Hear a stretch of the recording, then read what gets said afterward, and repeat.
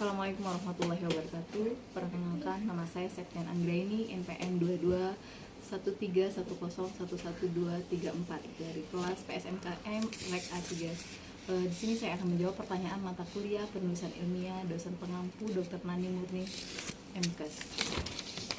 Adapun pertanyaan yang pertama yaitu menjelaskan tentang pendahuluan. Pendahuluan merupakan bagian tulisan yang memberikan informasi awal kepada pembaca tentang penelitian yang ditulis. Tujuannya untuk membangun kerangka penelitian sehingga pembaca dapat memahami bagaimana penelitian tersebut berhubungan dengan penelitian-penelitian yang lain. Terdapat beberapa bagian penting dalam penulisan pendahuluan karya ilmiah. Yang pertama itu latar belakang masalah, rumusan masalah, dan tujuan penelitian. Latar belakang masalah adalah bagian yang menggambarkan tema penelitian yang akan dibahas dan mengapa memilih tema penelitian tersebut. Kedua, rumusan masalah berisi pertanyaan-pertanyaan yang akan dicari jawabannya mengenai masalah yang dibahas dalam sebuah karya tulis ilmiah, di mana jawaban dari pertanyaan tersebut yang akan menjadi hasil dari penelitian. Rumusan masalah yang terbentuk menjadi kalimat tanya yang singkat, padat, dan jelas. Dan yang ketiga yaitu tujuan penelitian, merupakan kalimat yang menunjukkan adanya hasil dari penelitian dan sesuatu yang akan dicapai atau dituju dalam sebuah penelitian. Tujuan penelitian mengungkapkan keinginan peneliti untuk mendapatkan jawaban atas masalah penelitian yang sedang dikaji. Dan yang kedua, yaitu kesalahan yang sering terjadi dalam menulis pendahuluan dalam sebuah artikel. Yang pertama itu terlalu panjang, tinjauan literatur sama, tidak menyebutkan masalahnya.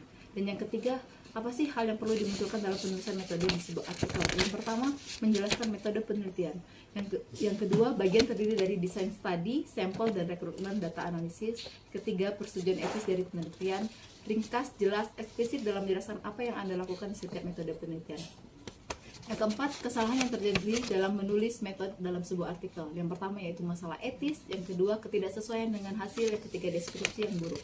Sedangkan pertanyaan yang kelima, apa sih yang dapat diperoleh pada bagian hasil, di mana pada bagian hasil pembaca dapat memperoleh temuan signifikan dari penelitian yang dilakukan. Hasil penelitian dapat merupakan jawaban atas masalah yang disertai saran atau rekomendasi dari hasil pembahasan. Hasil penelitian menghubungkan masalah dan pemecahannya sehingga terjalin tautan antara argumen yang disajikan dengan teori atau fakta atau temuan penelitian. Dan soal terakhir yaitu tentang apa sih yang berisi dalam pembahasan penelitian. Pembahasan penelitian adalah jawaban pertanyaan penelitian. Bagian ini menyajikan tiga hal, yakni kerangka berpikir, sistematika penulisan, dan pembahasan penelitian. Pembahasan merupakan uraian jawaban dari pertanyaan penelitian. Menulis pembahasan hasil peneliti merupakan langkah peneliti dalam memastikan berbagai hal. Pastikan penulisan pembahasan hasil penelitian merupakan keselarasan dengan sistematika, kerangka berpikir, dan pertanyaan penelitian. Pastikan hasil penelitian telah menjawab seluruh pertanyaan penelitian. Pastikan penelitian telah sesuai dengan tujuan penelitian yang ditetapkan. Dan pastikan kesimpulan telah menjawab manfaat atau kegunaan penelitian itu tersebut. Demikianlah beberapa pertanyaan yang sudah saya jawab dari tugas penulisan ilmiah. Semoga bermanfaat bagi kita semua. Saya akhiri wabillahi taufiq wal hidayah. Wassalamualaikum warahmatullahi wabarakatuh.